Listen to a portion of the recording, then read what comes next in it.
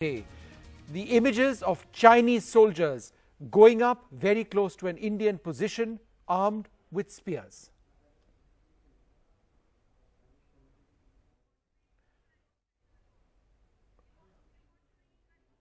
So these are the images of Indian soldiers that you can see who actually went up near that Muktari post where Indian soldiers have been occupying the high ground over there. As you can see over there, these are spears with machete-like elements right on top of them. Now, Indian soldiers who were absolutely on the high ground ensured that these Chinese soldiers did not cross the line of actual control. But the fact that this was a medieval sort of effort, something we've seen of the Chinese, is something that causes a lot of concern.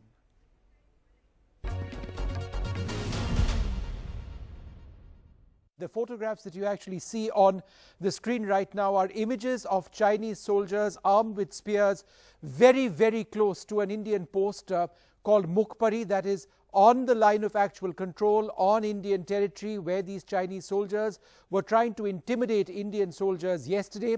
What we have learned is that Indian soldiers got on the loudhailer, told these Chinese soldiers, if you proceed any further and if you violate the line of actual control, we'll take all action. And the threat over there was that they would open fire as well. But this we have seen time and time again in the last few months. The Chinese using these medieval instruments, spears in this case. They've used maces in the past with nails attached to them in Galwan, where we lost 15 soldiers, 20 soldiers. The Chinese have lost many of their soldiers there as well. But this is what the escalation in the South Pangong Lake physically looks like. There were 15 to 18 soldiers I actually counted in these images, and the spears which they all had, very significant. But what marks a real escalation is also the fact that they had weaponry, and that they fired as well as they were leaving that area, warning shots for the first time in 45 years. This is the area where it actually all took place. This is the red line, which is the line of actual control, which the Chinese are trying to push towards India. Let's take a look at where that incident with the photographs you just saw took place. Mukpari over there, right on the line of actual control. There are Indian positions as well over here, all along the ridge line. As you can see, Rezangla to the right of your screens and Gurung Hill to the left. We've kept this uncluttered. There are a few other Indian posts as well, very important, all on the line of actual control. We haven't crossed it. But where exactly are the Chinese then in all of this? The Chinese are there, it's marked in red at lower ground. Let's have this up full screen so that you can see where the Chinese are. We are on the ridge line, you can see the Indian flag. The Chinese are lower down, but the numbers are really significant. And one of the big achievements of Indian soldiers over here, in the next image, you can actually see Gurung Hill, that's to the left of your screen, dominates a position called the Spangor Gap. That's where the Chinese can operate tanks as well. So India continues to dominate the heights, but with the presence of thousands of soldiers, it is very much a worrying situation on the line of actual control. Well, joining us now, Lieutenant General D.S. Hooda, the former Northern Army commander. We are also joined by Anand Krishnan, the Beijing correspondent, the China correspondent of The Hindu. Thank you both very much for being with us. General, let me come to you first. Machetes on poles or spears, some sort of a traditional Chinese weapon apparently. Is this a new normal as far as warfare between India and China in these areas is concerned? So Vishnu, these are the kind of weapons they used in the initial stages when they came in May. And we also saw, obviously, the use of this, during the very tragic Galwan incident on 15 June. Is it the new normal? I think as far as the Indian Army is concerned, we must make sure it is not the new normal. We have our weapons, the standard operating procedures after 15th of June have been revised. I think we should not fall into this trap of trying to equate, the kind of weaponry that we are using. We are a very professional army, and professional armies use weapons. So my advice, would be, let us not go down the path, that the Chinese are doing. And we have our weapons with us. If there is any attempt to try and, capture our areas, we must use what is available with us. That's an important point. You don't believe that that you believe that, General, that this is not what a professional army does. A professional army doesn't rush up hills with maces with nails stuck to them or use spears in this manner, that this is just not, it's not acceptable among professional armies. Absolutely, Vishnu. I mean, these are goons, who are using these kind of weapons. And as I said, I think it would be unprofessional on our part not to use them. There have been many questions raised even after the 15 June incident as to, why weapons were not used. Maybe there were some protocols in place that prevented their use. But as of now, let us also understand, the past agreements, the past protocols, all have broken down. And there is a great deal of mistrust on both sides.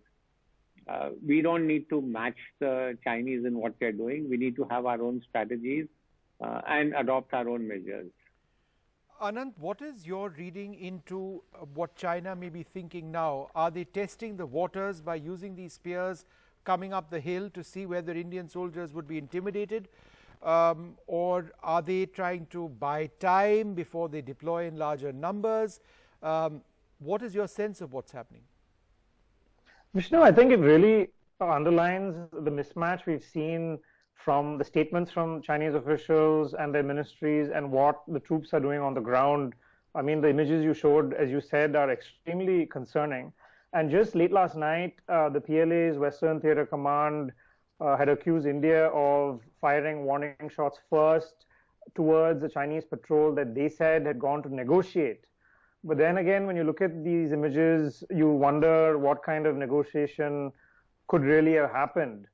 And I think it just further underlines the fact that even though you had the defense ministers meeting on Friday, it seems that on the ground, the situation is in a completely different reality from what's happening at the level of the talks.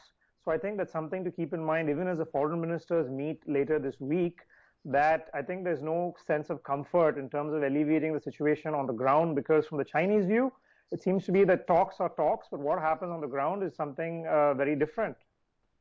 Anand, that's an important point. Do you believe that the foreign ministry or the Chinese defense minister are really not those who would decide anything, that ultimately it's Xi Jinping and it's his call, and at some level he is irked by the situation, and therefore whatever we see by means of talks at all these levels, they're essentially irrelevant? I would say, Vishnu, they would only be relevant if those officials have the mandate from Xi Jinping to actually negotiate, rather than just repeat the same talking points that the foreign ministry or the PLA has been saying. And I think that we shouldn't be under any illusion that everything that is happening on the ground is, of course, happening under the direction of Xi Jinping. That's how the PLA works right now. It's very much Xi Jinping's PLA. And I think that we should be very, very clear about the fact that nothing is happening on the ground without his assent. And the only way we will move forward is if the ministers that are meeting at various levels are actually given the mandate from him. But so far it seems, Vishnu, that what has been happening is they're just repeating their own same talking points that we've seen since May and June, which doesn't leave you very hopeful of a breakthrough, at least in the near future. Okay.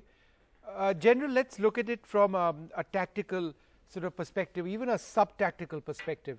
If you're a young captain or a young major deployed on those heights and are aware of the presence of thousands of soldiers in those valleys and the nature of the threat we've seen in these photographs, what would you be thinking? Because you've got so many concerns. You've got the altitude, you've got the weather, and you've got this threat, and you have your orders. What would a young leader presently be doing on those heights? So, Vishnu, anybody who's occupying those heights, his mandate is very clear, his task is very clear, and that's to defend that position. I mean, there is absolutely no doubt in his mind that that is what he needs to do. And if he doesn't do it, he is going to be called out by his superiors for not doing his job. And therefore, with the level of mistrust that exists, at least on the Indian side, any provocative move that is seen, on the Chinese side, will be seen as something that, maybe they are coming to do something against us. and therefore he will take all sort of actions that he needs to take. I just want to, make one point about what Anand said, that, everything that is happening on ground is being directed by the president. It well may be so that, Xi Jinping is directing all actions on ground, but local dynamics, have their own life. And so what happens on ground when, soldiers sort of come face to face with each other, could some situations spiral out of control, which actually will lead to unintended consequences. To me, that's the big worry going forward. With what is happening and all this jostling that is going on along the LAC, could something spin out of control? And I fear it well might. Yeah, I think that's important. Ultimately, that 20-something soldiers, no matter how well trained, it just needs one loose sort of spark to set this tinderbox, because that's what the situation is. Would you like to talk a little bit more about that, General? The fact that in South Pangong itself, in a relatively limited area of about 10 to 15 square kilometers, we've got upwards of 6,000 to 7,000 Chinese soldiers, presumably as many if not more Indian soldiers. The presence of tanks, so far they've not appeared on satellite imagery, but we know they are there, and obviously we would be matching that. Infantry combat vehicles as well. And then, soldiers who in these pictures would be just a few hundred meters away from each other. So that's a cauldron, is what I would call it. Is that how you would actually see South Pangong presently as a cauldron? It is, Vishnu, as you mentioned, the number of soldiers, the artillery guns, the tanks that are there on either side. I think it's not so much the weaponry as what would be going through the minds of soldiers. Vishnu, after what has happened in May, let me tell you, the Indian Army would be very, very conscious of the fact that not 1 inch of our territory now can be lost. And so what's going in the minds of these soldiers who are actually holding ground in that area? How are they looking and reacting to, Chinese movements, that are taking place in front of them? As you're saying, Chinese coming with spears and machetes, coming close to a post. Only warning shots have been fired, from whichever side. But it could well be, shots fired at somebody if they're coming close to the post. So the soldiers on ground, the young company commanders, are in an extremely difficult situation. And unless at the political level some disengagement, starts, I'm afraid, you could see something spiraling out of control. All right, General Huda and Anand, thank you both very much for joining us. Very privileged to be joined by another former Army commander, somebody who's actually been on the ground in the areas we've been talking about, where the Chinese soldiers have actually come up the ridgeline. In fact, I spoke to General H.S. Panag a little while back. Here's what he told us about that specific area. General Mukpari and the terrain over there right on the line of actual control. Can you tell us what the terrain right on those ridges is? Vishnu, Mukpari lies between Magar Hill and Rizangla in Midway. Its altitude, it is the highest feature south of the Spangur Gap. Its height is 5,400 meters, which corresponds to about 17,000 some plus feet. Now, the very peculiar thing about Mukpari is that while the line of control passes through the highest point, there is a saddle towards the east, that is towards the Spangur side, and then there's a feature which is just 100 meters lower. So on top there is a kind of a plateau area. So what has happened is that the Chinese have probably come and occupied the plateau which is on their side, the feature which is on their side, which is just 100 meters lower. It's a kind of a saddle between Mukpari and that feature. And from there they are approaching Mukpari. Mukpari becomes central because from here you can go down towards to the south towards Rizangla and to the north towards Magar Hill. Now Magar Hill also has a similar kind of a feature ahead of it towards the east. So there also the Chinese can come up. There is no such feature opposite Zangla and none opposite Rechela, and similarly none opposite Gurung Hill and none opposite the Blacktop. So that is why they have chosen Mukhpari.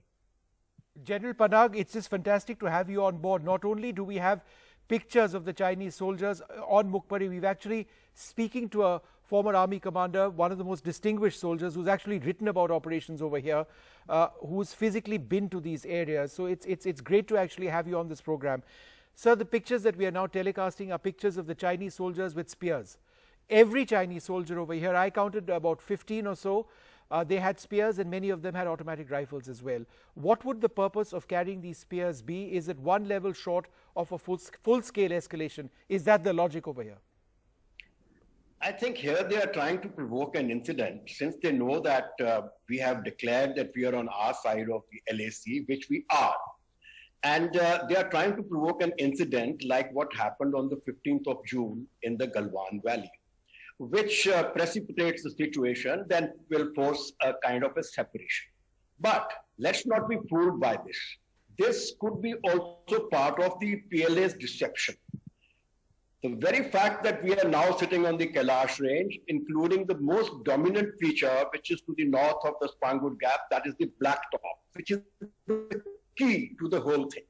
Because whosoever holds Blacktop controls the entire terrain. Now, the Chinese cannot go to the south bank of Pangong because their road passes just below Blacktop. They cannot come towards Gurung Hill from Blacktop side because Blacktop is dominant there. And similarly, this side to the south of Spangur Gap, we are dominating the entire Spangur So. Entire Spangur So. In fact, if you notice the international border, which is the original international border, runs somewhere through middle of Spangur Lake. And it is just about Spangur Lake. It is just about 10-12 kilometers, from Rechenla, Zangla. So the Chinese will find it very difficult to sustain themselves in the Spangur So area if we are sitting on top of the Kailash range here. And they will try to counterattack us in the near future before our defenses become fully ready. Because just remember that we have just been up for 8 days, defenses are still under preparation, and it will take us some time to make them very formidable, and they will try and hit us before that. So this action that they are taking to provoke us and get us involved in the same fist and club fights is, in my view, a kind of deception. They will eventually counterattack us, and the counterattack is most likely to come on Blacktop on one side. On the southern side, it will come at Rechenla, Zangla, and possibly in the center at Mukhpari, because Mukhpari allows them a higher ground to come up to, as also Magar Hill. But in case of Rechenla, Zangla, and in case of Blacktop, they'll have to climb from the bottom.